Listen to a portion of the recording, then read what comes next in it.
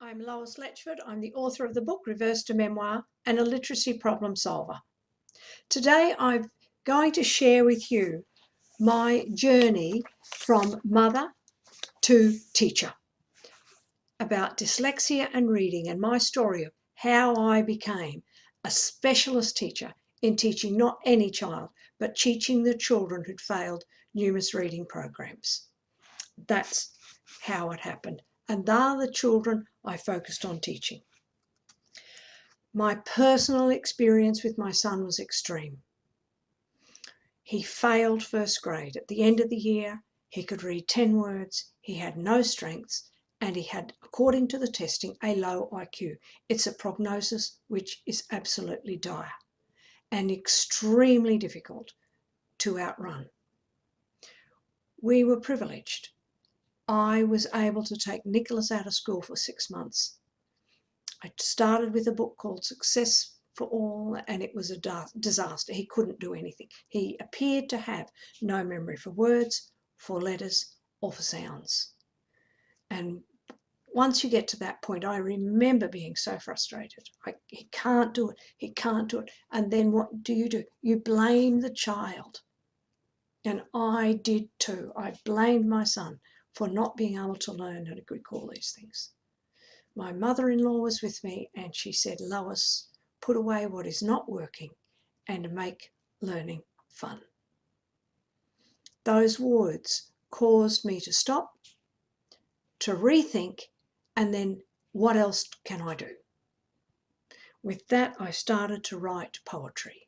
And if you want to read the full story, find Reversed and read those particular chapters. It's part 2 in the book about what I did to transform Nicholas's learning. I was able to tap into his curiosity. All sorts of things happened during that 6 months, which exploded my world and changed Nicholas's outcomes. We returned to our school. I saw the diagnostician who had tested him, and she turned around and said to me, well, Nicholas is the worst child I've seen in 20 years of teaching. That's a very damning statement, but that's what she said. But it's what caused me to really be able to evaluate what else has to happen. And then this week on the Science of Reading, I've seen a statement by Jean Chall, C-H-A-L-L, on the Great Debate. And I want to read it to you because this is what it comes down to in reading.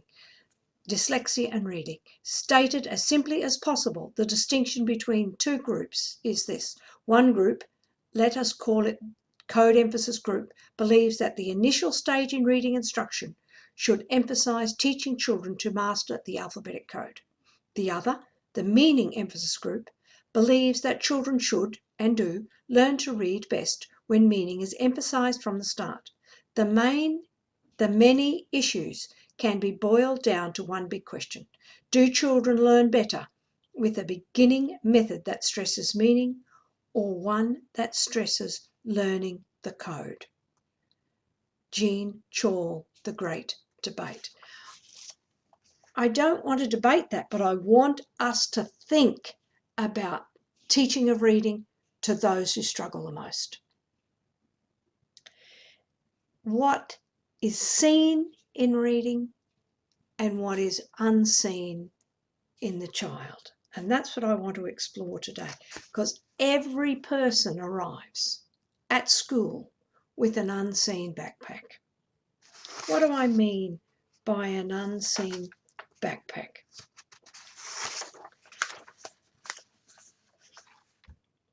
What do I mean by an unseen backpack? Children arrive with, the words their way picture of intertwining, intersecting threads, background knowledge, vocabulary, literacy structure, verbal reasoning, and literacy knowledge. And then on the word recognition side, it's phonological awareness, decoding, and sight recognition. The first is language comprehension, the other is word recognition. And this comes from Baer's Words Their Way. What part of it is seen? What part of it is unseen. It's easy to see the decoding. It's not so easy to see how we're going to teach it. But it's more challenging to see, what does the child arrive at school with? What's their background knowledge? What's their vocabulary, breadth, precision, and lengths? What language structures do they use at home? What language structures are used at school? What's their verbal reasoning like? What's their literacy knowledge of print concepts like? That's all in an unseen, unacknowledged backpack. It's not a starting line at the race, where a starting line for the beginning of a race where everyone is lined up at the same line.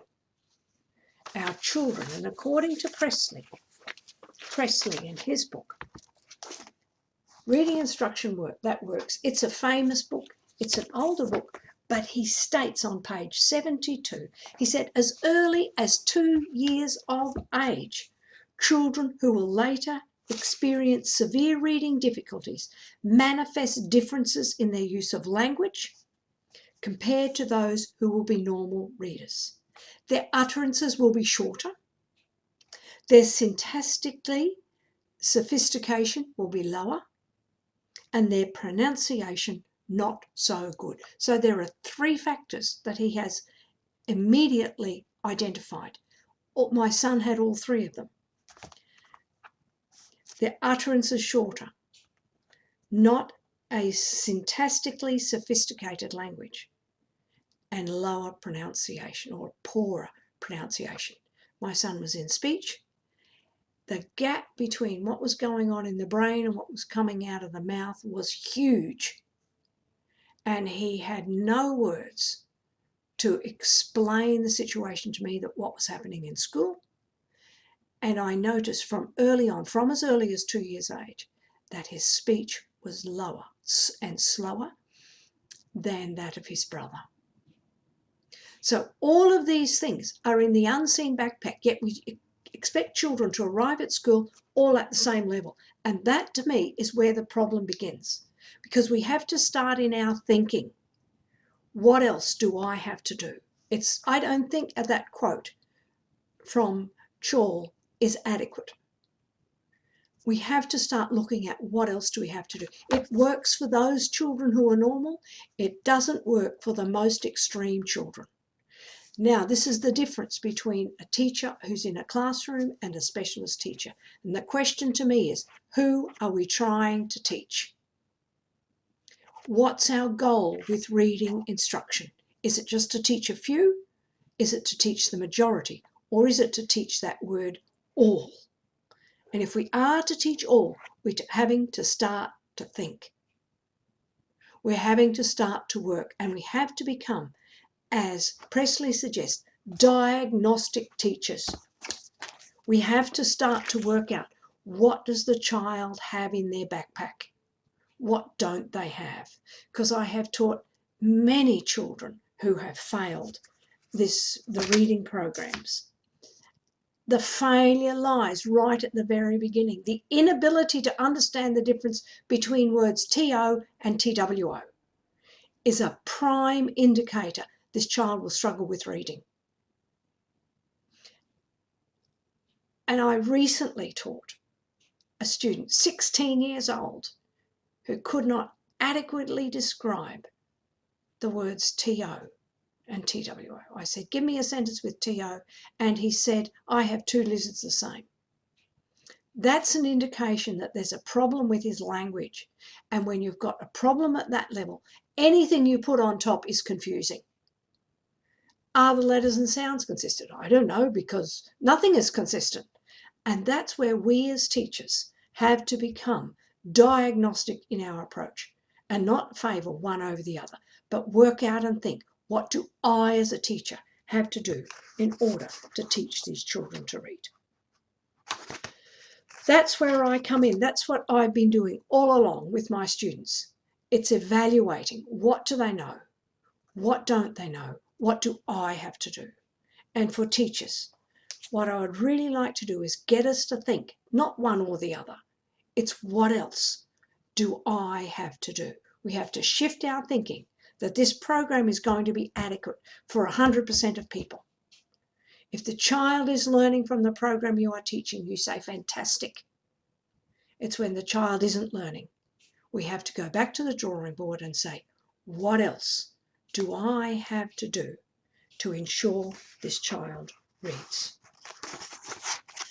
And most importantly,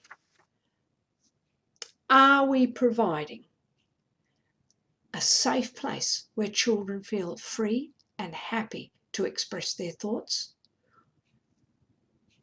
Or are we going to jump down their throats when they get something wrong? Are we providing safe emotional spaces for our children to learn?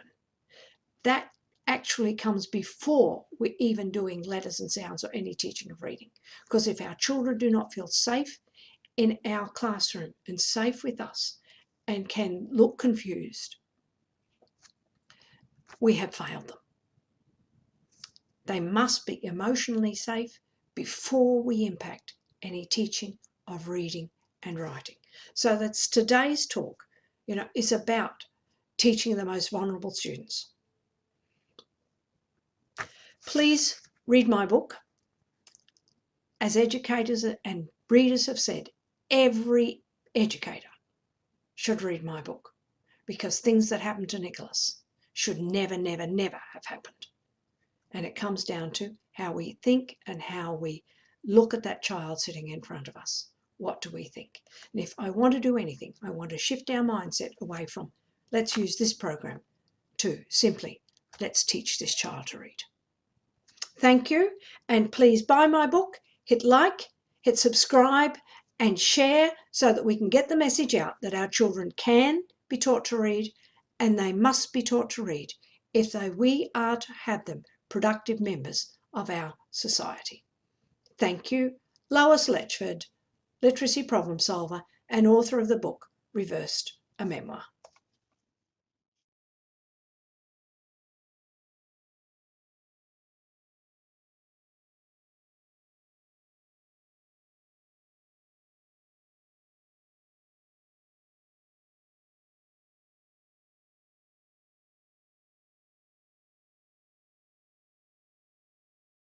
Ha ha ha ha ha!